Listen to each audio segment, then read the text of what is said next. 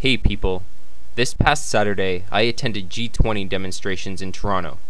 I'd like to talk to you guys about what went on and what I witnessed firsthand, specifically regarding the appalling police action that occurred all over the downtown core of the city. The Canadian government has spent around $1 billion on security for these summits, and for the most part that money was not spent on maintaining order, but on suppressing free speech and peaceful assembly. What was initially reported on the most by mainstream media was the vandalism that was committed by anarchists in the late afternoon, although 10,000 people peacefully marched through the streets prior to this. I don't condone or justify the destruction of property. However, in almost every case the targets were chosen selectively. In general, branches of large corporations were hit while small independent shops and restaurants were left alone. This was done by one small organized group of people over about half an hour, and occurred as hundreds of police and riot gear were on the scene and not intervening. It was the same story when police cars were set ablaze. The few cruisers had been inexplicably left in the road, and cops stood by in a line as vandals smashed them to their satisfaction and then set them on fire. The inaction there was contrasted by the drastically inappropriate measures they employed against thousands of peaceful demonstrators. In the early evening, I ended up in Queen's Park, in front of the Ontario Provincial Legislature, where I witnessed nothing short of police brutality. In one mass movement by cops to block off the road to the south, officers used unwarranted aggression against anyone who didn't get out of their way fast enough. Several people were shoved, pepper sprayed, and hit with batons. Certain citizens acting as medics went around providing aid to those who had been injured or temporarily blinded. Once the crowd was blocked off by the line of officers, peaceful protesting continued. Queen's Park had been named the designated protest zone weeks prior, and it was being used as such. People chanted and exercised their freedom of expression and peaceful assembly, as guaranteed by the Canadian Charter of Rights and Freedoms, and they did so in the area that was specifically assigned for it. However, the police on the scene had no respect for these basic rights, and it wasn't long before they initiated aggression once again. Were they provoked? Yes. That is, if you call passive demonstrators sitting on the ground in front of the police line provocation. That's all it took to get them to march forward, smacking their clubs against their shields, chanting "Move!" and shooting pepper balls at people. When this happened, the protesters in the front moved back as fast as possible, and police snatched one or two random individuals to place them under arrest. They pulled the same maneuver every 10 minutes or so, each time gaining a few meters, pushing us back a little and making a couple more arrests. So the dance continued like this for a good while. At times, some protesters would react to the advancement by throwing shoes or water bottles at the police, which only made them more aggressive. At one point, one of the officers lost his head and charged forward on his own. He was pulled back by a few of his buddies. All the while, more and more forces amassed to the west of us. Eventually, we could all see mounted police preparing to move in from the south, and when it happened, it came suddenly. The front row of cops parted and the police-mounted horses came stomping towards us. A girl right in front was brutally trampled, and when her friends went forward to help her, they were all apprehended. After chasing us off, the thugs circled around and returned behind the front line. I left a while afterward. It was obvious that we would lose this standoff, as our crowd had thinned and dispersed considerably by that point. However, a few hours later, I ended up at an intersection southwest of Queen's Park, where police had blocked the road to the west. This scene was considerably different.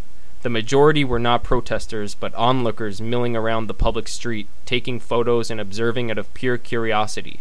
There were maybe 4 actual protesters in the area. Of course, that made no difference. We saw more cops on horses getting organized, and before we knew it, they were charging down the street at us. They even came up on the sidewalk to chase us off, as if we didn't have a right to be there. This was done without any communication from the police. There was no warning, they didn't ask us to leave or disperse, they just charged, and whoever happened to be in their way was in trouble. When something like that happens to you for no apparent reason, even if you were neutral to begin with, you get pissed off. Nobody wants to be treated like cattle. That sort of behavior turns ordinary citizens into protesters. After we were chased down the street, the horseback pigs circled around and used their steeds to violently pin one man against a wall. They trampled his bicycle and ushered him around the corner. Unfortunately, I can't tell you what happened to him after that. I could have stood around that intersection for hours to be chased off by bullies with badges over and over, but I decided it was time to head out. I wasn't in the downtown core on Sunday, but the abuse of power was escalated on the second day of the G20 summit, leading to scenes like this.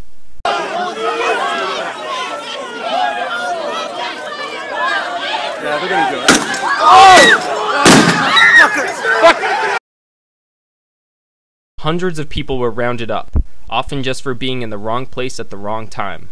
They were surrounded in intersections and taken into custody arbitrarily. So the cops want us to leave, but they have us trapped in from this side, and that side, and this side, and that side.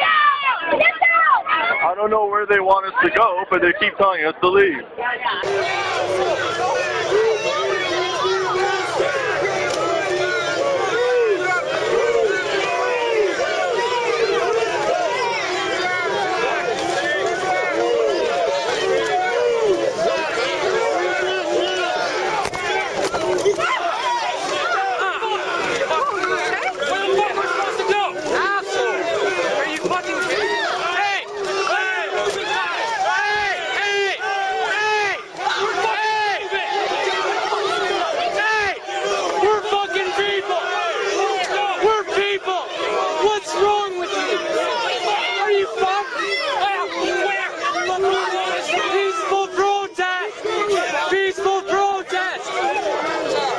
Most of them were kept there for 5 hours.